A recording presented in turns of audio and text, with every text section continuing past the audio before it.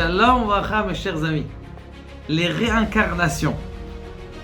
Vous êtes souvent posé la question, comment ça se fait que j'ai fait une erreur, je me suis trompé d'autoroute, vous êtes arrivé dans une maison qui n'a aucun rapport avec cette maison dans laquelle vous êtes arrivé, et en fin de compte, il se passe quelque chose. Mais des fois, il n'y a aucune raison. Il était un tzaddik Mekoubal à l'époque du Ben Ishraï. C'est possible que le Ben Ishraï Behemet ait raconté cette histoire sur son nom, sur sa vie, sur son être, parce que il a dit que c'est un Mekoubal, il voulait pas dire que c'est un grand Mekoubal, il racontait des fois des histoires sur lui-même. En tout cas, il parlait d'un chassid qui était Mekoubal, qui a été inculpé d'une grave faute. Ce rave-là, il pleurait tous les soirs dans la cellule alors qu'il avait été isolé dans une cellule tout seul. Comment ça se fait? Quel péché j'ai fait? Malheureusement, ce qui s'est passé, c'est que au bout d'1 mois, il est jugé. Mais bien heureusement, après qu'il soit jugé, il est disculpé. Vous pouvez rentrer chez vous, monsieur, tout va bien. Il est très content, mais d'un autre côté, il a encore cette torpeur à l'intérieur de son être, à l'intérieur de son âme. Comment ça se fait que je souffre tant? Comment je souffert pendant 1 mois isolé?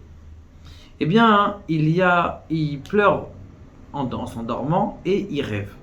Et on le rentre, il y a un grand rave avec une lumière extraordinaire qui vient le voir.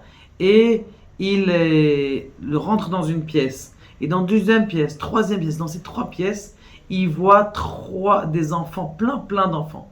Et tous ces enfants-là, ils ont le même visage. Et en plus de ça, ils lui ressemblent. Il dit, comment ça se fait? Comment ça se fait que ces enfants, ils me ressemblent? Comment ça se fait?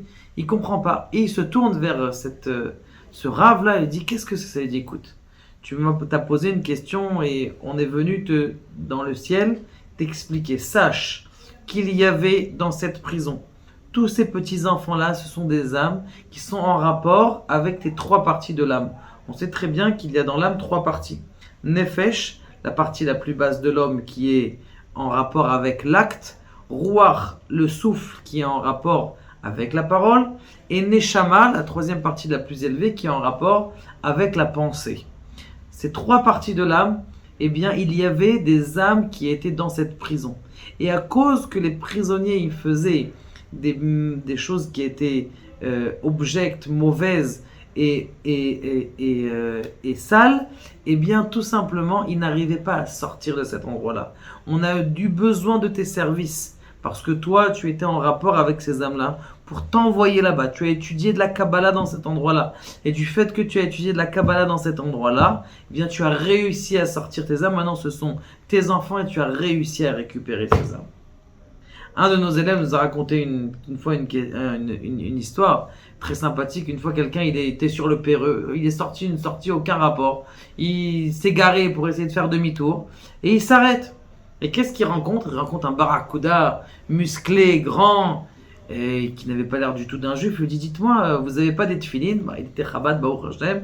Il lui dit, oui, bien sûr, j'ai une paire de tefilines. Alors, tu pouvais même pas imaginer que ça pouvait lui arriver. De là, on voit, des fois, tu arrives dans un endroit, tu sais pas, même juste ta présence, le fait que tu as fait une bracha là-bas, il y a une raison. Et c'est la raison pour laquelle il faut jamais s'affliger des erreurs ou des endroits dans lesquels on a pu aller, parce qu'il y a toujours des étincelles divines qu'on a à rattraper et qui sont toujours en rapport avec notre être.